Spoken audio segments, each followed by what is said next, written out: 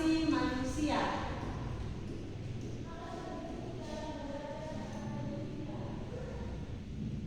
Oke, sebelum kita mulai pembelajarannya, Ibu akan memberikan 3 pertanyaan kepada kalian.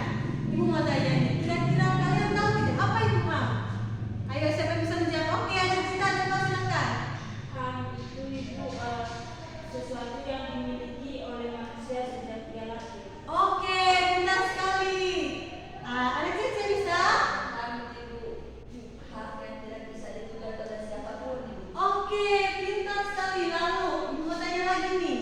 Kira-kira apa saja sih contoh pelanggaran HAM yang seringkali manusia lakukan di muka bumi ini? Contohnya kalian, apa kalian tuh pernah tidak melakukan suatu pelanggaran HAM?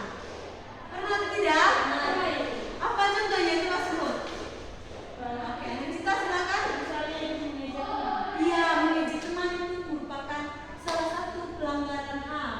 Lalu yang ketiga, kira-kira bagaimana sikap kalian dalam menanggapi hal tersebut? Oke, siapa yang bisa menjawab?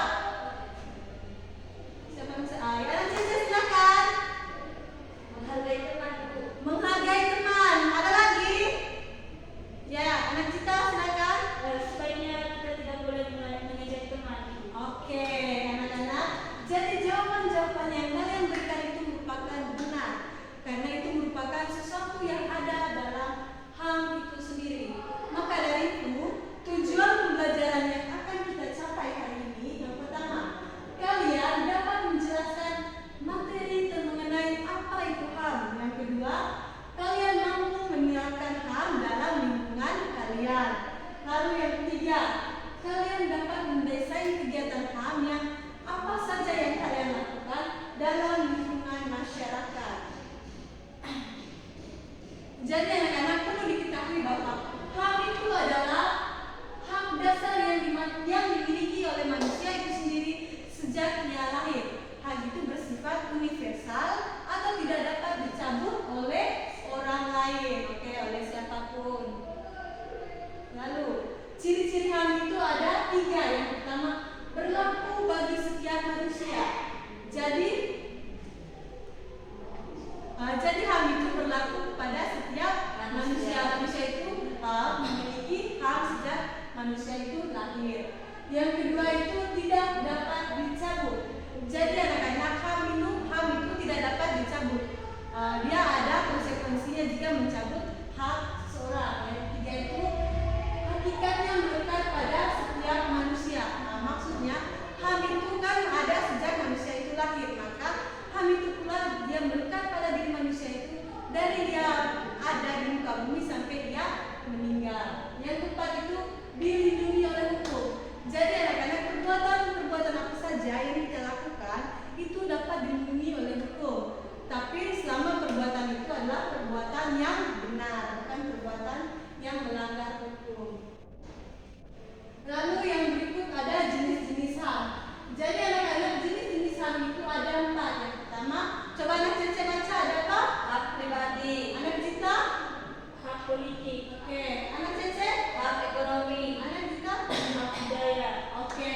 Jenis-jenis HAM itu ada 4. Yang pertama hak pribadi.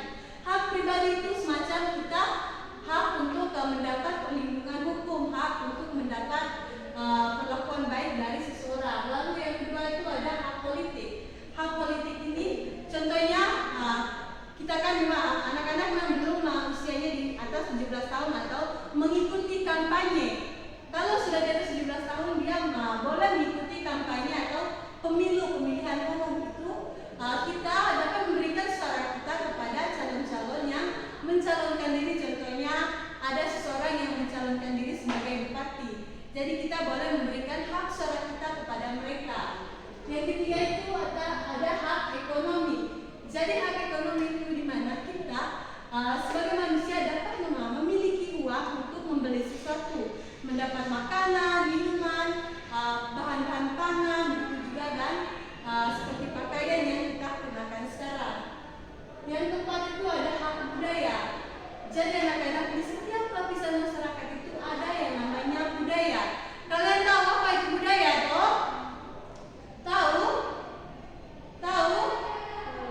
Oke, jadi budaya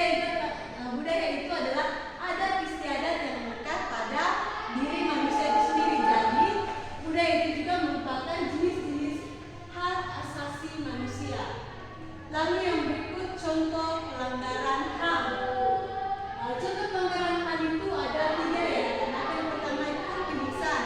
Penyiksaan di sini maksudnya, contohnya ibu beri contoh di sekolah ya. Contohnya ada seseorang yang memiliki fisik yang tidak seperti teman lainnya. Lalu ada orang lain yang membuli dia, mengatakan bahwa fisiknya kurang baik. Lalu menyiksa dia dengan cara yang tidak semena-mena, itu merupakan penyiksaan. Yang kedua itu diskriminasi sara. Kalau diskriminasi sara ini anak-anak, dia berkaitan bagaimana seorang mengolah teknologi dan menggunakan data-data seseorang untuk keperluan atau kepentingan pribadi. Lalu yang ketiga itu pelanggaran berpendapat. Kalau pelanggaran berpendapat, contohnya sekarang ya anak-anak, ibu menjelaskan di depan, lalu ibu meminta anak Cece untuk menjelaskan apa itu HAM. Lalu di sisi lain anak Jika melarang anak Cece ini untuk menjawab pertanyaan yang diberikan ibu. Itu adalah contoh pelanggaran HAM, pelanggaran tentang berpendapat. Lalu yang berikut itu ada lembaga perlindungan HAM. Jadi HAM itu bukan semata-mata anak-anak hadir di tengah-tengah manusia, tapi dia mempunyai lembaga perlindungannya tersendiri. Yang pertama itu ada Komnas HAM, yang kedua Pengadilan HAM, ketiga Mahkamah Konstitusi dan lembaga internasional. Jadi anak-anak, keempat lembaga ini dia bersatu untuk bagaimana menegakkan HAM yang ada di bumi ini. Jadi jika seseorang contohnya dia melanggar HAM, maka dia akan diadili seadil-adilnya menurut hukum yang ada. Contohnya pelanggaran HAM ringan, berat ataupun tidak, itu kan nanti dia akan diadili sesuai dengan pelanggaran HAM yang dia lakukan.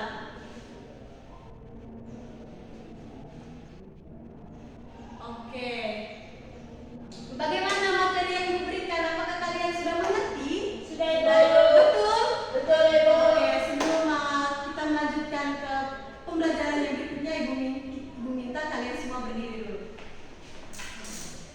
Sudah? Sudah, Ibu. Oke. Ibu minta anak Cece untuk memimpin kita dalam tetap semangat. Karena Ibu lihat kalian sudah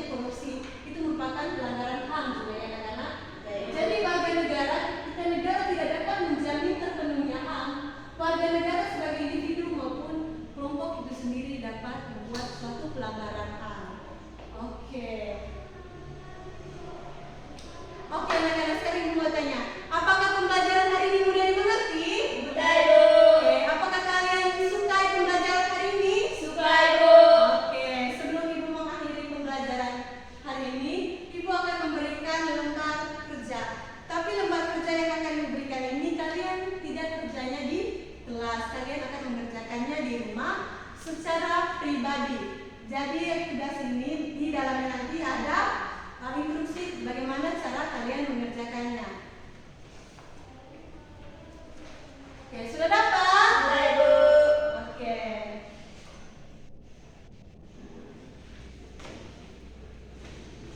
Sekarang anak-anak atur buku kalian taruh baik-baik di dalam tas atau tempat duduk kalian sekarang berdiri.